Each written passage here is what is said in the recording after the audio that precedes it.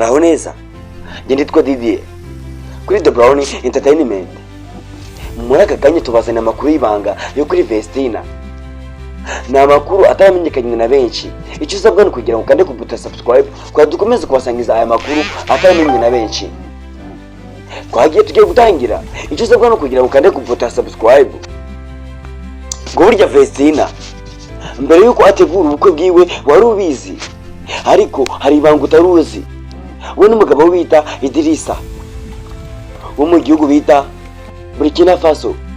Ngo wahe ikaze rero, nicyo gihe ngo ubashe kubasobanukirwa n'amakuru mashasha abantu benshi batabasha kuba bamenya. Ni amakuru y'ibanga ku mugabo wa Vestina hamwe na Idrissa. Lakini icyo usabwa ni ukugira ngo ukande ku buto subscribe. Twatangiye. Ese icyambere, wari uzi ko Vestina yashatse afite inda, yashatse atwite? Ese ibyo wari ubizi? Nicyo gihe rero ngo ubashe kubasobanukirwa.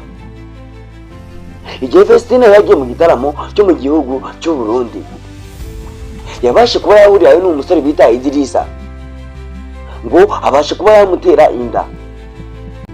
Ariko akimara kumutera inda yahise agenda, ariko ntabwo abashe kuba yamenya ko abashe kuba yamutera muri ako kanya. Burya ngo muri kiriya gitaramo habereyemo udushya twinshi abantu batabasha kuba basobanukirwa, cyangwa se abantu babashe kuba bamenya. Gusa ntibyarangira aho ngaho, yahise ataha.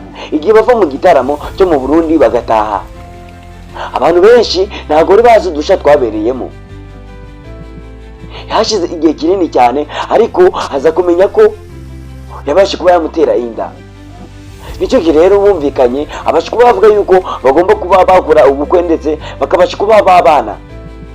Ariko muri aka kanya inda Vestina niyo ibasha kuba yagaragara.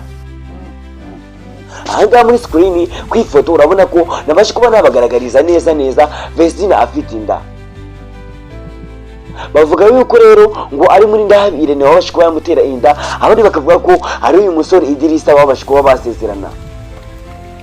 Nicyo gihe rero nakubwiye ngo ubashe kuba basobanukirwa. Ese muri Ndahabire ni muntu ki? Aka kanya tuvugana se Idrissa we ni muntu ki? Wawe ikaze rero. Muri Ndahabire niwe muntu wari uzwi nka manager wa Vestina hamwe na Dorcas. Niwe muntu wabasha kuba yabamanagingira YouTube channel yabo ya music.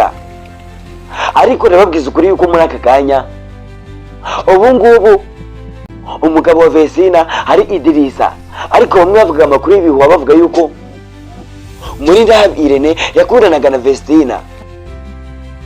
Ayo makuru yari ay'ibihuha, ntabwo ayo makuru yari anyayo, bitewe n'uburyo yari manager wiwe bahoraga basabana. Niyo mpamvu bamwe bahuzaguzaga amakuru bavuga yuko ari umugabo wiwe, ariko muri aka kanya ubu ngubu inda ya Vestina yabashe kuba yagaragara. Ikindi gikurikiyeho ni amakuru ari kuvugwa kuri Dorcas, umuvandimwe wa Vestina. Iyi ndirimbo Emmanuel ibasha kuba yasohoka mu gihugu cyo muri Burkina Faso. Iyi ngiyi rero niyo iri kubasha kuba yasozwa kugira ngo na Dorcas ngo nawe abashe kuba yagaragara mu bukwe bwiwe. Nyimara kubyumva nakirira abategurira, nanjye nabateguriye video igaragaza ukuntu byifashe nabo ibyo bari kubasha kuba bategura. Bafite amatsiko rero, tuze guhurira mu yindi video mu kanya. Thank you very much, umunsi mwiza.